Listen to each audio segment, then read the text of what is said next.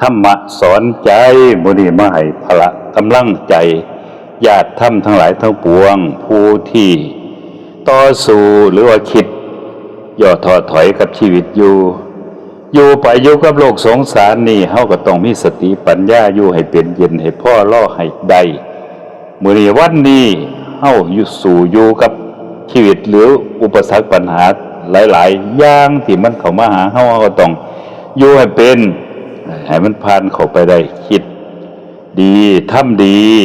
ความดีอยู่ใน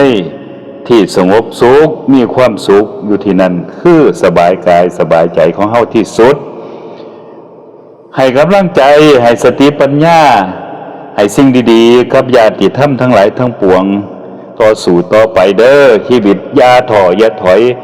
ขอให้สิริมงคลให้มาอยู่ที่ตัวขอให้เรื่องชั่วร้ายให้มาไล่จากหายไปในชีวิตของท่านสิ่งดีๆเขามารักษา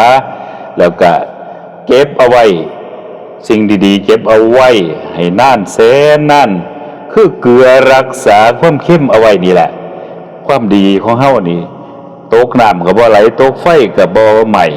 เฮาต้องสร้างคุณงามความดีสร้างบุญบารมีเพราะว่าวันขึ้นเดือนผ่านไปเดือนปีผ่านไปเฮาต้องเร่งสร้างคุณงามความดีให้ได้ก่อนเวลาเฮาสิหมดลงสาธุ